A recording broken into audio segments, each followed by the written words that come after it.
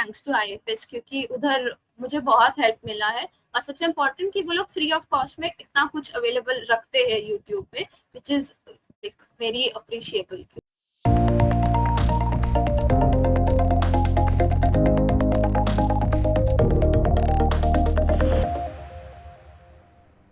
Hello everyone and welcome to IFS. मैं हूं Swati and dear students, आज मैं आपके लिए एक बहुत ही इम्पोर्टेंट और स्पेशल सेशन लेकर आई हूं, क्योंकि हमारे साथ है गैट बी की topper all India rank 2 Vaibhavi Bhattacharya ji. तो आज उनसे बातें करेंगे। सो ये एक टॉपर्स इंटरव्यू होने वाला है, जो कि बहुत ही एक्साइटिंग और मोटिवेशनल होने वाला है आप सबके लिए व्यूअर्स। तो बहुत ही ध्यान से देखिए हमारी टॉपर खुद क्या कहती है कि उनकी तैयारी कैसी रही, कैसे उन्होंने इतना अच्छा रैंक हासिल किया। तो चलिए वैभवी से मिलते हैं। Hello Vaibhavi. Hello ma'am. So Vaibhavi, सबसे पहले तो आपको ऑल इंडिया रैंक 2 आया है, तो उसके लिए heartly congratulations from the complete team of IFS.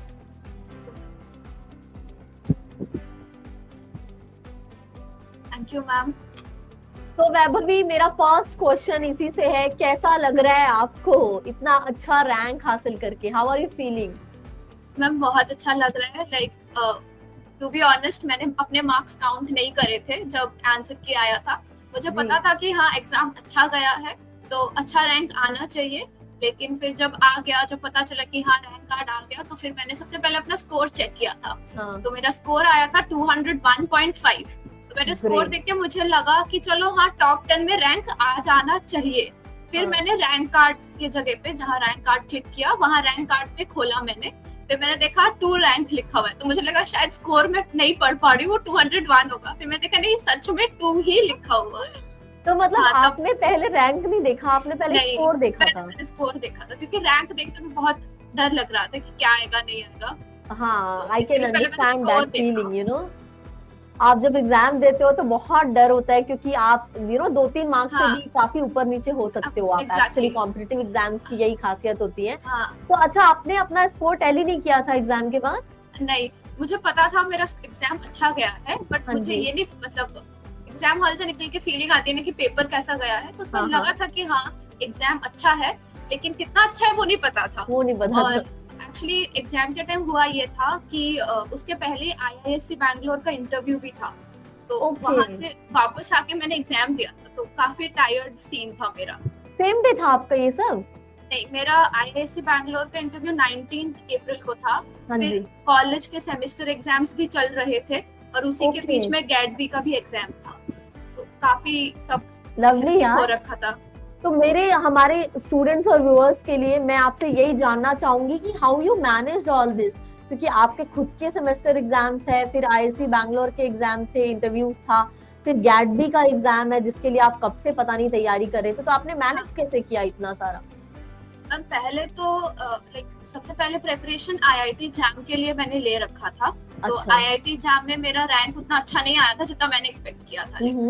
मुझे 88 रैंक मिला था आईआईटी जैम में। तो उसके बाद मैंने सोचा कि चलो ठीक है, अब गैट बी के लिए प्रेपरेशन लेते हैं। और क्योंकि गैट बी का नोटिस भी बहुत जल्दी आ गया, 1 महीने का टाइम था उसमें, तो जो भी मेरे पास पहले से नोट्स बनाए हुए थे, फिर सिद्धार्थ सर भी यूट्यूब पे जो क्लासेस लेते थे जहाँ पे वो फिजिक्स में फॉर्मूला शीट्स बना के देते थे, फिर प्रजक्ता मैम भी पढ़ाती थी केमिस्ट्री में, तो वो फॉर्मूला शीट्स मेरे पास रेडी थे। तो मैंने सोचा बस उन्हीं को भी रिवाइज करना है, क्योंकि उसको आपको उससे कन्वीनियंट हो गया थोड़ा सा। हाँ, क्योंकि आप एक पेज में अगर लिख के रखते हो सारे फॉर्मूलाज, तो वहां से आपको पढ़ने में इजी रहता है, ना कि पूरा बुक ऐसे उलट पुलट के देखने में से। इसलिए एक पेज में लिख के रखो सब। तो उसके बाद अच्छा वैभवी, मुझे ये बताइए कि अभी जैसे कि आपका इतना अच्छा रैंक आया, तो आपके फैमिली और क्लोज्ड वन का कैसा रिएक्शन है? मम्मी पापा तो बहुत खुश है। मैंने सबसे पहले घर पे ही बताया कि तो मम्मी तो बहुत खुश है। मम्मी ने पूछा कि बच्चा सेकंड ही आया है कि गलत देख रही हो, ठीक से देख लो। मेरे पापा ने 3 मिनट बाद फिर से पूछा कि वो 2 ही लिखा है ना, कि 2 के आगे पीछे भी कुछ लिखा है? मैंने कहा नहीं, 2 ही लिखा है। Unbelievable, you know, success. Obviously आपका सेकंड रैंक होना बहुत बड़ी बात है, रियली। और क्योंकि मैंने स्कोर काउंट नहीं किया हुआ था, तो पूरा सरप्राइज था। हाँ, स्कोर काउंट रहता तो you will be like on cloud 9 ना after viewing your results? Of course हाँ, मतलब चाहिए था एक अच्छा रिजल्ट, तो मिल गया। अच्छा, तो अब चलिए, आपकी खुशी, आपकी फैमिली की खुशी तो हमें पता चल गई। अब प्रिपरेशन स्ट्रैटेजी पे आते हैं। तो हाँ। मैं जानना चाहती हूँ कि आपने इंटायर एग्जाम के लिए आपकी खुद की क्या स्ट्रैटेजी रही, आपने कैसे तैयारी की फॉर पार्ट 1, पार्ट 2, जितने भी पार्ट्स हैं आपके एग्जाम में, पेपर में, उसकी तैयारी करने के लिए आपने कोई खास स्ट्रैटेजी बनाई थी फॉर ईच सेक्शन, या फिर आप मोनोटोनस जा रही थी? मतलब आपकी खुद की क्या स्ट्रैटेजी थी? तो सबसे पहले जैसे मैंने बताया कि आपका मेजर प्रिपरेशन आईआईटी जैम के टाइम ही हो जाता है, क्योंकि वो एग्जाम इस बार फरवरी में था, तो वहाँ पे एक नोट्स मेरे बने हुए थे। तो उसके बाद क्या होता है कि फिर यहाँ पे आईआईटी जैम में क्या सारे ऐसे सेक्शन वाइज डिवाइड नहीं रहता, मतलब वहाँ भी सेक्शंस रहते हैं पर ऐसा डिवीजन नहीं रहता। यहाँ का पैटर्न थोड़ा अलग है। तो सबसे पहले मैंने पैटर्न देखा, और यहाँ पे सेक्शन ए और सेक्शन बी होता है। तो सेक्शन ए में 1 मार्क्स के क्वेश्चंस होते हैं, वहाँ पे फिजिक्स, केमिस्ट्री, मैथ्स और बायोलॉजी रहता है। तो बायोलॉजी के लिए तो मैंने +2 लेवल का जो भी एनसीईआरटी है वो मैंने पढ़ा। फिजिक्स के लिए जैसे मैंने बताया वो 1 पेज नोट्स जो मैंने फॉर्मूला शीट्स बना रखे थे वो वाले। केमिस्ट्री में भी प्रोजेक्टा मैम ने वही नोट्स जो दिए थे वही वाले। और मैथ्स में एक आप लोगों की प्लेटफॉर्म में एक कोर्स आता है जिसमें क्या होता है, यहाँ का जो मैथ्स है दैट इज थोड़ा डिफरेंट फ्रॉम +2 लेवल मैथ्स। यहाँ पे आपको एप्टीट्यूड बेस्ड मैथ्स पूछा जाता है। तो उसके लिए भी एक 1 वीक का कोर्स, मतलब 7 यूट्यूब लेक्चर्स अवेलेबल थे, तो वो मैंने देख के एक कॉपी में अलग से वो पढ़ लिए थे। और उसके रिलेटेड जो भी क्वेश्चंस, मतलब लेक्चर में जो भी क्वेश्चंस करवाए गए थे, और वो सारे क्वेश्चंस मैंने प्रैक्टिस कर लिए। ये थी मेरी सेक्शन ए के लिए। Okay, correct. फिर मैं सेक्शन बी में आई, तो सेक्शन बी का सिलेबस बहुत बड़ा रहता है, क्योंकि उसमें तुम सारा एक साथ नहीं पढ़ सकते। तो मुझे पता था, मुझे बायो इन्फॉर्मेटिक्स मेरा थोड़ा वीक है, बायो इन्फॉर्मेटिक्स। मैंने सोचा कि चलो बायो इन्फॉर्मेटिक्स छोड़ देते हैं। तो बायो इन्फॉर्मेटिक्स में क्या हुआ था, सर ने क्लास लिए थे कुछ, बस उसमें सर ने कुछ इम्पोर्टेंट टॉपिक्स के क्वेश्चंस करवाए थे, मतलब थोड़े लेक्चर्स और थोड़े क्वेश्चंस। मैंने बस उतना किया था, फिर मैंने बाकी का पूरा बायो इन्फॉर्मेटिक्स छोड़ दिया। और वहाँ पे एक चैप्टर आता है फॉर्मेटेशन, फिर बायोटेक्नोलॉजी करके, ये सब एक, मतलब वहाँ पे इंडस्ट्रियल बायोटेक्नोलॉजी का एक चैप्टर है। वो भी जितना बस लेक्चर्स में अवेलेबल था यूट्यूब में, मैंने वहीं से कर लिया। मतलब मैंने उसमें खुद से अपना कुछ एक्स्ट्रा एफर्ट नहीं दिया, क्योंकि मुझे पता था आपको 100 में से 60 क्वेश्चंस करने होते हैं। तो सारे क्वेश्चंस करना मैंडेटरी नहीं है। और इन दोनों भी एक सेकंड, जब आपने जितना सर ने बताया उतना ही किया और बाकी छोड़ दिया, तो आपको उससे लॉस तो नहीं हुआ ना एग्जाम में? मुझे कोई लॉस नहीं हुआ, क्योंकि मुझे पता था कि 100 में से मुझे 60 क्वेश्चंस अटेंड करने हैं। और इन दोनों एरियाज में से ज्यादा 30 क्वेश्चंस बनते हैं सब मिला के। फिर भी मेरे पास 40 क्वेश्चंस छोड़ने के ऑप्शन है। अगर मैं कुछ भी पढ़ के जाती हूँ तो वो मेरा प्लस पॉइंट ही रह जाएगा। तो मैंने बाकी जो भी यूनिट्स है वो यूनिट्स अच्छे से किए, जैसे कि सेल बायोलॉजी, मॉल बायोलॉजी, फिर जेनेटिक्स, बायोकेमिस्ट्री, ये सब मैंने अच्छे से किया। और जो मुझे पता था मेरा वीक एरिया है, उसमें से मैंने कुछ टॉपिक्स ही किए जो इम्पोर्टेंट सर वगैरह ने बताए जो कि फ्रीक्वेंटली आए थे और सर ने क्वेश्चंस दिए थे, तो मैंने वही किया। उससे मेरे आराम से 60, उससे मुझे ज्यादा क्वेश्चंस आ रहे थे, मेरे को 65 क्वेश्चंस आते थे एग्जाम हॉल में। तो मैंने उसमें से फिर चूज किया कि हाँ ये 60 मेरे को बिल्कुल एकदम श्योर आते हैं, तो मैं उन्हीं 60 के साथ गई। अच्छा, तो मुझे एक और चीज पूछनी है। कई बार ऐसा होता है कि स्टूडेंट्स और आपके जो फेलो कैंडिडेट्स हैं, वो बहुत इंटरेस्टेड है ये जानने में कि टॉपर्स के रूटीन क्या होते हैं, कैसे वो तैयारी करते हैं, पूरा दिन उनका कैसा जाता है, कितने घंटे पढ़ते हैं। तो मेरा नेक्स्ट सवाल आपसे उसी बारे में है कि आपका खुद का रूटीन कैसा था। आप अगर कुछ एनलाइटन करना चाहें हमारे व्यूअर्स को उस बारे में। तो मैंने अपना प्रेपरेशन पिछले साल स्टार्ट किया था 2021 में, अराउंड अप्रैल मई में। मैंने कहा कि चलो अब 3rd ईयर में आ चुके हैं, अब एंट्रेंसेस के लिए स्टार्ट करना है प्रेपरेशन। तो मेरा तब स्ट्रैटेजी यही था कि विद इन अक्टूबर की नवंबर मुझे क्या करना है, मुझे बायो का एक स्ट्रॉन्ग बेस बना लेना है। तो जो सबसे पहले बायोलॉजी के जो चैप्टर्स थे, जो कि सारे एग्जाम्स में पूछे जाते हैं, चाहे वो TIFR हो, IIT जैम हो, आगे CU सीट भी, फिर वो भी बहुत लाइक एंट्रेंसेस है कॉलेज यूनिवर्सिटीज के। तो वहाँ पे मैंने बायो के जो मेजर एरियाज है, जैसे कि cell biology, molecular biology, genetics, फिर बायोकेमिस्ट्री, ये रिकॉम्बिनेंट डीएनए टेक्नोलॉजी, ये सब मैंने पढ़ के अपना एक बेस प्रिपेयर कर लिया, क्योंकि ये सारे एग्जाम्स में कॉमन है। फिर अक्टूबर के बाद क्या होता है, दिसंबर में मेरा TIFR का भी एग्जाम था। तो इसीलिए तो फिर मैंने फिजिक्स, केमिस्ट्री और मैथ्स के लिए स्टार्ट करा। और तब IFS पे भी वो चल रहा था कि वो लोग फिजिक्स केमिस्ट्री में टॉपिक वाइज पढ़ा रहे थे, कि फिजिक्स में सिद्धार्थ सर करवा रहे थे कि 3-4 चैप्टर्स का एक साथ रिवीजन, पहले अलग अलग चैप्टर्स फिर रिवीजन। मैंने वहां से कर लिया, और जैसे मैंने बताया कि मैंने नोट्स बना लिए थे उसी टाइम। और उसके साथ साथ मैंने क्या किया था, मैंने अपने जिस दिन हर दिन के नोट्स बन रहे और हर एक हफ्ते में मैं एक शीट में सारे फॉर्मूलाज नोट डाउन करके रख देती थी कि कभी तभी फॉर्मूलाज नोट डाउन कर लो। मैथ्स में भी मैंने सेम किया कि जो जो पढ़ाया जा रहा है, ओमकार सर ने पढ़ाया था मैथ्स वहाँ पे, तो वहाँ पे भी मैंने फॉर्मूलाज की अलग से शीट, और प्रैक्टिस में अलग जो भी सर ने बताया था एनसीईआरटी वगैरह देख लो, तो एनसीईआरटी से मैंने देख लिया, लेकिन फॉर्मूलाज की मैंने हमेशा से अलग शीट रखी थी। फिर लाइक उससे आपको हेल्प होता था फॉर्मूला की अलग शीट्स बना के, जब आप फॉर्मूलाज की शीट में क्या होता है कि आपको लास्ट मोमेंट के लिए वही आप सारे क्वेश्चंस पढ़ते नहीं बैठ सकते, तब आपके पास फॉर्मूलाज इम्पोर्टेंट है। तो फिर उसके बाद मेरा TIFR एग्जाम हो गया, तो फिर TIFR में थोड़े TIFR का फिर से पैटर्न थोड़ा अलग है बाकी एग्जाम से। तो TIFR के लास्ट 2 हफ्ते मैंने TIFR के लिए स्पेसिफिक प्रिपरेशन की। फिर जैम का एग्जाम आ गया, तो फिर जैम के लिए मैंने जो भी इम्पोर्टेंट है वो प्रिपेयर किया। फिर जैम के बाद मैंने GAT-B के लिए स्टार्ट करा, तो वहाँ पे फिर से जो GAT-B में जो जो एरियाज ज्यादा इम्पोर्टेंट है बायोलॉजी में, फिर मैथ्स भी GAT-B का थोड़ा डिफरेंट है, तब मैंने जाके सिर्फ स्पेसिफिकली GAT-B में जैसे पढ़ाई करनी होती है वैसे पढ़ाई करा। और देखिए आपका GAT-B का इतना प्यारा रिजल्ट आया है, like rank 2, you know, it's like a dream come true. So okay, मेरा नेक्स्ट सवाल है आपके टेस्ट सीरीज रिलेटेड, क्योंकि यू नो टेस्ट सीरीज कई स्टूडेंट्स का मानना है, और इनफैक्ट मैं भी ये मानती हूँ कि काफी इंपॉर्टेंट होते हैं, बिकॉज यू नो आपको एग्जाम पैटर्न पता चलता है, आपके क्वेश्चंस के प्रैक्टिस हो जाते हैं। तो आपके प्रिपरेशन में टेस्ट सीरीज का कितना रोल रहा? तो टू बी ऑनेस्ट, मेरे GAT-B का प्रिपरेशन में मैंने लास्ट में बस टेस्ट सीरीज ही करे थे, क्योंकि मैंने बताया कि लास्ट में मेरे पास ज्यादा टाइम बिल्कुल नहीं बचा हुआ था। तो GAT-B का अनाउंसमेंट मार्च के आसपास हुआ था, मार्च मिड में। तो उसके बाद तब मेरा कॉलेज फिर से, हम लोग इतने दिन तो ऑनलाइन में थे, फिर ऑफलाइन में शिफ्ट हो गए, तो तब कॉलेज जाने का भी एक वो रहता है कि हमारे पास ऐसे ही टाइम क्रंच हो जाता है। कॉलेज से वापस आके मैं ट्राई करती थी कि हाँ दिन में तो नहीं हो पाता, 2 दिन में एटलीस्ट एक पेपर मैं कर, और अगर बाय चांस सारे क्वेश्चंस नहीं हो पाते तो वो नोट करके रख देती थी कि मैं कि हाँ ये टॉपिक मेरा कुछ वीक हो रहा है, या इस टॉपिक से क्वेश्चंस नहीं बन रहे हैं मुझसे, तो तब मैं बस वही क्वेश्चंस वापस, मतलब वही टॉपिक वापस जाके रिवीजन करना होता था मुझे, और बस तब और टाइम नहीं रहता आपके पास कि आप फिर से 1 महीने में पूरा लेके बैठ जाओ पढ़ने।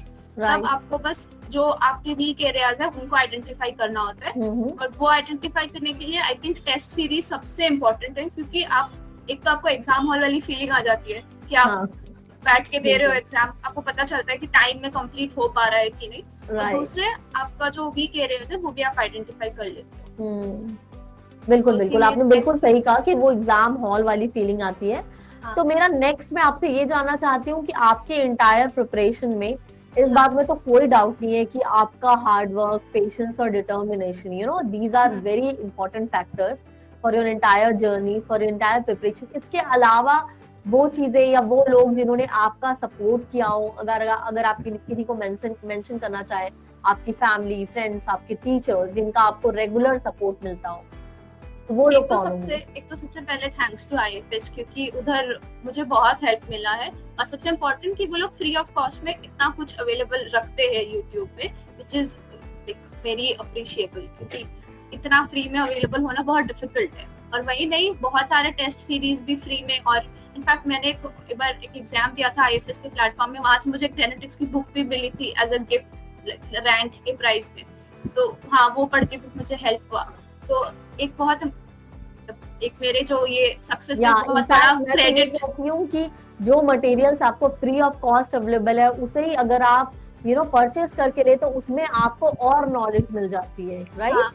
और जो मतलब जो भी मटेरियल फ्री में अवेलेबल है, बहुत लोगों का मानना हो सकता है कि यार ये तो फ्री में, इसमें क्या ही रह सकता है, बट नहीं, सारे लेक्चर्स बहुत अच्छे थे। मैंने खुद अपने GAT-B का पूरा मैथ का प्रिपरेशन बस वही ओंकार सर के लेक्चर्स देख के कर लिए थे।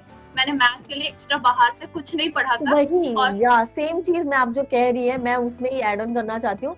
जैसे कि कई लोग सोच सकते हैं कि फ्री में क्या ही मिल जाएगा, लेकिन आप सोचिए, आप खुद सोचिए कि फ्री में अगर आपको आपकी तैयारी 60% हो जाती है, तो अगर आप कोर्स लेते हैं तो आप आंखें बंद करके अपनी तैयारी 100% आईएफएस के साथ कर सकते हैं। बिल्कुल अगर फ्री में आपका उतना हो रहा है, तो अगर आप कोर्स लेते हो तो आपको तो पर्सनल गाइडेंस मिलता है हमारी और कोर्स में क्या होता है कि आप मतलब यहाँ क्या मेरे ऊपर सारा बर्डन था कि मुझे अपना टाइम टेबल खुद सोच समझ के बना के करना है।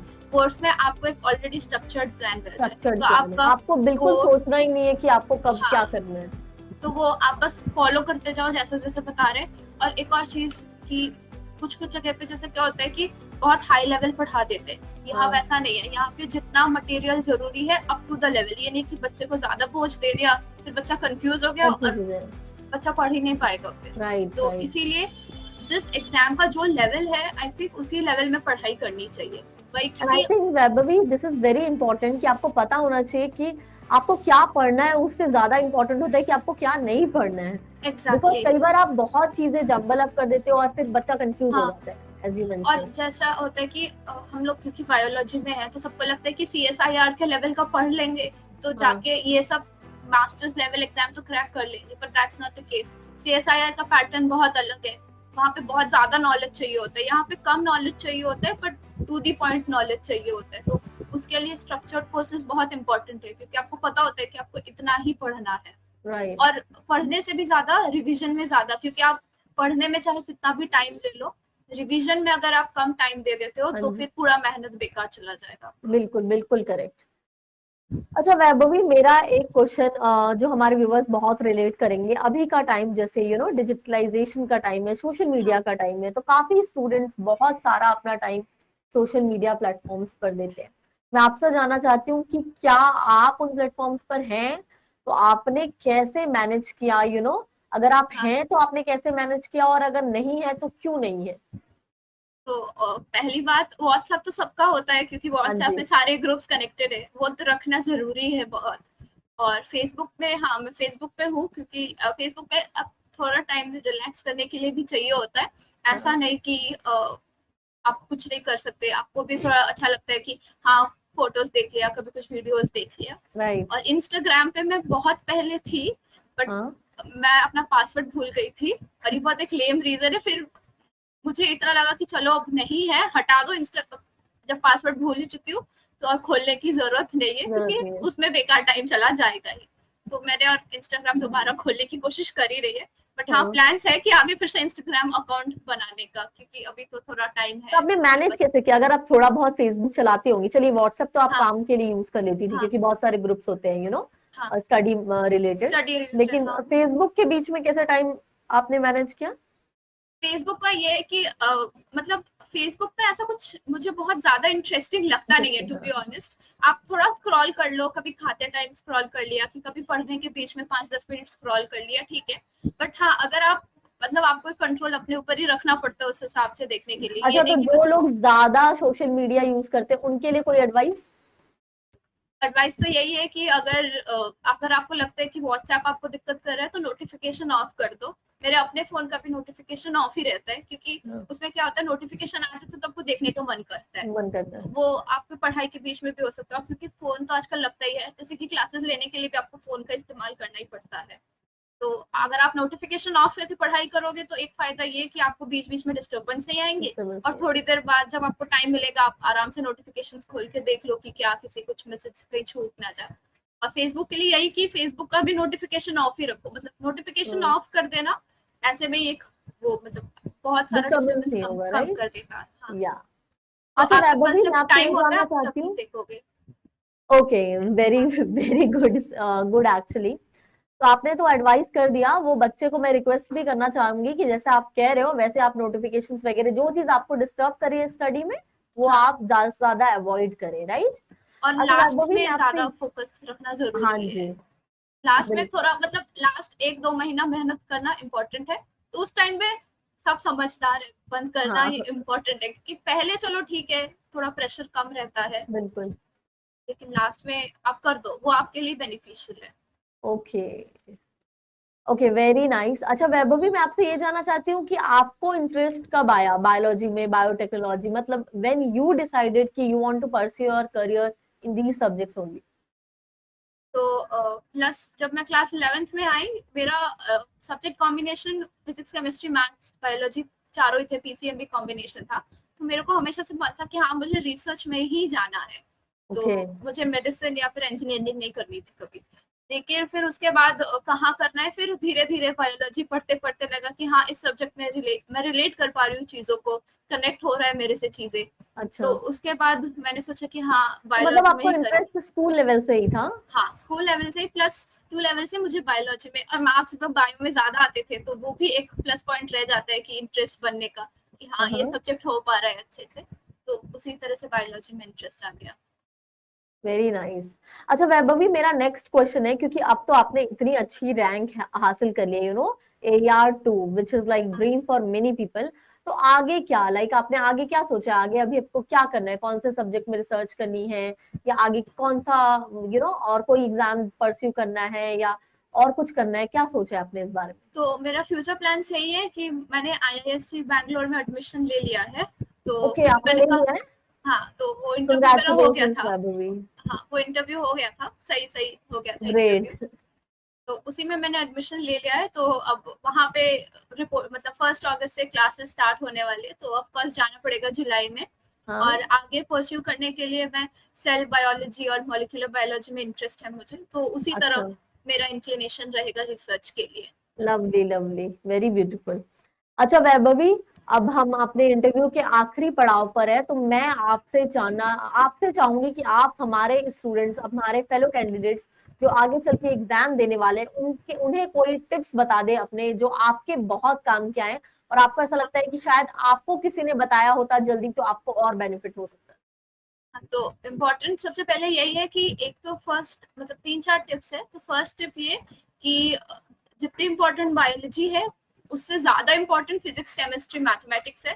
तो उस सब्जेक्ट को बिल्कुल इग्नोर मत करना। हाँ, बायोलॉजी को तो पढ़ना ही है, लेकिन फिजिक्स, क्योंकि बायोलॉजी सब पढ़ रहे हैं, हम सब ने ग्रेजुएशन बायोलॉजी में ही कर रखा है। हाँ तो जी, फिजिक्स, केमिस्ट्री, मैथ्स ही वो टॉपिक है जो तुम्हारी रैंक डिसाइड करके देगा तुम्हें कि तुम कितना राइट। अच्छा ये कर पा रहे हो। उस हिसाब से तुम फर्स्ट रैंक में आओगे कि 7th रैंक में आओगे कि 20th रैंक में आओगे, क्योंकि टॉप 50 के सारे बच्चों ने बहुत अच्छी बायोलॉजी पढ़ रखी होगी, हम्म। इसीलिए वो इतना मार्क्स अचीव कर पा रहे हैं। हम्म। और स्पेशली गैट बी में तो एक पूरा सेक्शन ही है, सेक्शन ए, जो कि फिजिक्स, केमिस्ट्री, मैथ्स के लिए है। तो वो सेक्शन बहुत इंपॉर्टेंट है आपकी रैंक डिसाइड करने में। तो उस सब्जेक्ट पे जोर देना चाहिए। और सेकंड सबसे इम्पोर्टेंट टिप है, ये नहीं कि जो लिखा है सिलेबस में सब पढ़ के चले गए, क्योंकि उससे एक तो आपके पास टाइम नहीं बचेगा रिवीजन का। जी। तो आपको पता रहना चाहिए आपके जो स्ट्रॉन्ग टॉपिक्स है उसको और स्ट्रॉन्ग कर लो।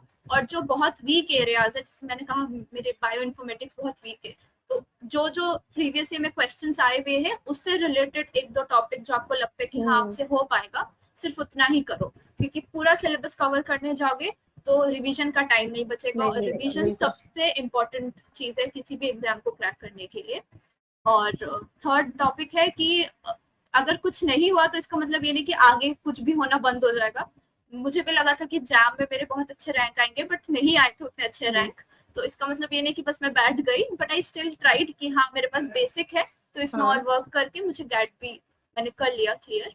तो नथिंग इज या the end of actually your आपने खुद लाइफ। को डीमोटिवेट नहीं होने दिया अपने हाँ आईआईटी जैम के रिजल्ट से। एग्जैक्टली तो क्योंकि अगर कुछ नहीं हुआ तो may be God has a better plan for you, या ये सोच के एक्चुअली, आगे बढ़ जाओ, तो तुम्हारे लिए वही बेनिफिशियल अच्छा रहेगा। यहीं पे एक क्वेश्चन है छोटा सा मेरा आपके लिए, हाँ कि जब आप डीमोटिवेट होते हो तो आप खुद को कैसे बूस्ट अप करते हो?